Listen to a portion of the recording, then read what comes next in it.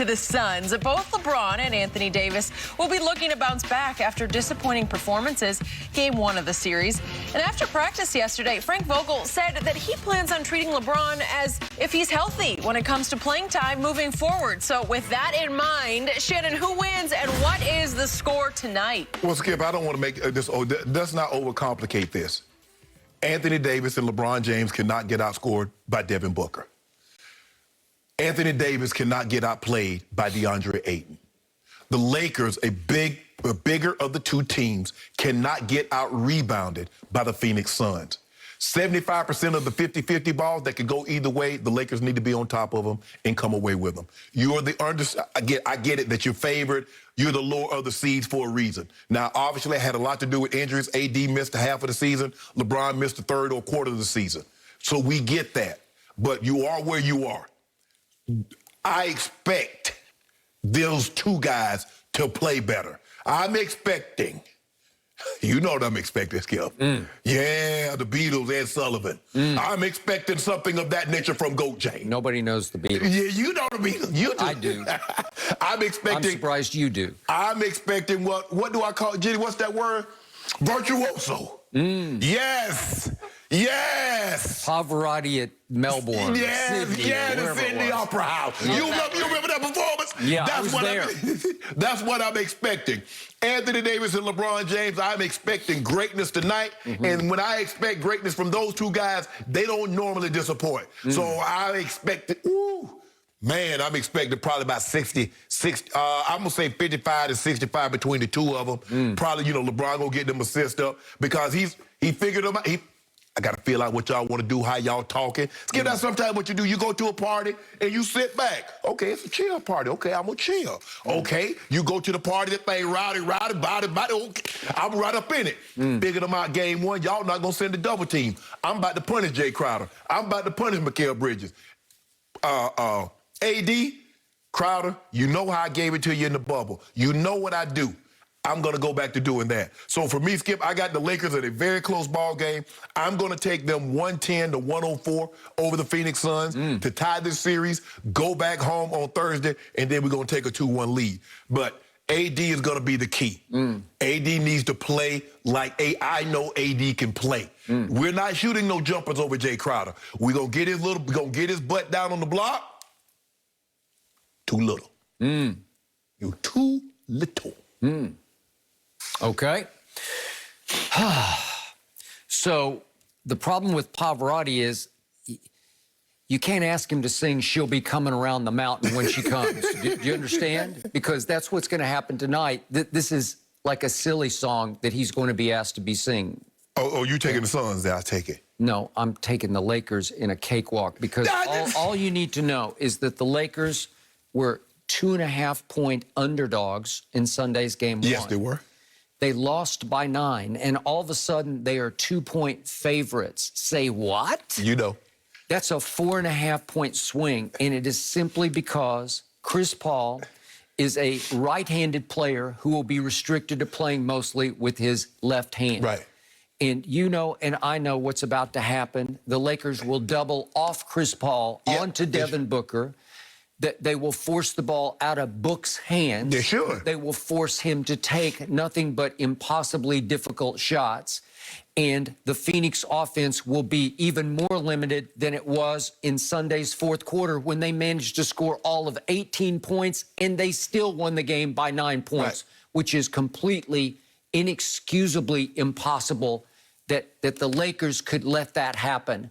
They held them to 18 points. Actually, Phoenix held itself to 18 points. No, we did that. If you do that times 4, that's 72 points for an NBA game. We did that, and they're going to set screens on Chris Paul.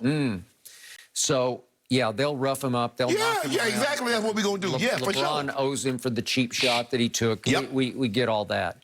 So Phoenix managed to score a grand total of 99 points in game one, and tonight I think they'll be lucky to score 90 points. The Lakers are a very good defensive team. They're not a great one, but they're a good one. We the best. Okay, well, you did statistically rank the best. I don't think you played that way in the last couple of months. Think about what we did, Skip. They did that without AD for half the season. They did that for LeBron James for about 28 games. So even without those games, they never dropped out of the top 5 as far as defense. Okay.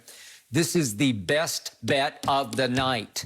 I got Lakers by at least 15. I got 105-90. I want some of this. If I were a betting man, I would be all over the Lakers tonight because Monty Williams said yesterday, Chris is still sore, quote unquote. Remember, Chris said, I heard a crack. You heard a crack? It's still a very mysterious injury to me. You think you sore now? Wait till you come out the game. You're going to think you played a football game. Okay. Because we're going to run into you.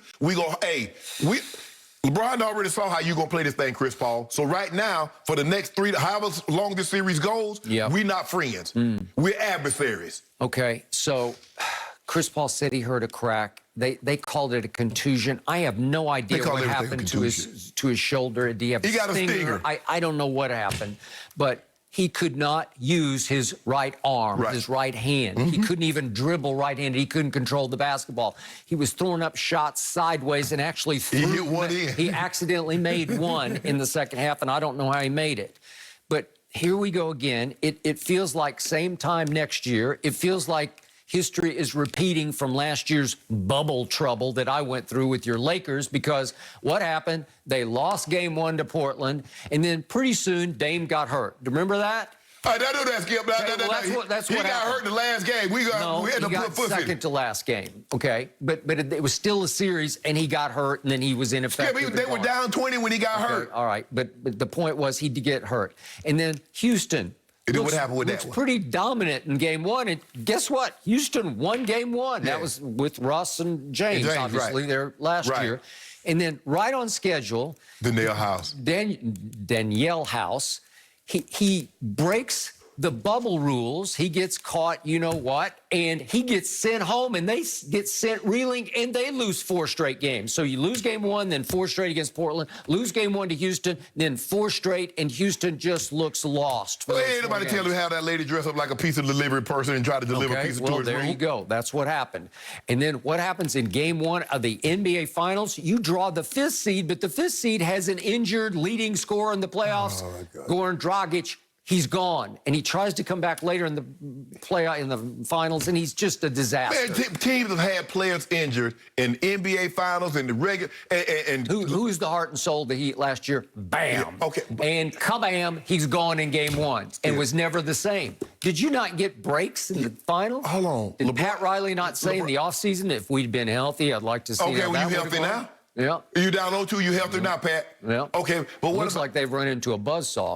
But if Milwaukee keeps making like 33s, I think they're going to win the championship. Yeah, they keep. If they make another 10 or 11 in the first quarter, it's gonna be hard to beat. But Skip, we know injuries are a part of this, and sometimes it's a war of attrition. Sometimes you look at Magic and Byron Scott hamstrings unraveled. Isaiah got hurt in Game 6 after that performance, and then they lost Game 7. LeBron played the NBA Finals without Kevin Love, and Kyrie got hurt the first overtime game. But nobody seems to mention that. Only when LeBron, somebody from the opposing team that LeBron is playing, do they all of a sudden mention that. You didn't mention that when Kawhi won his title.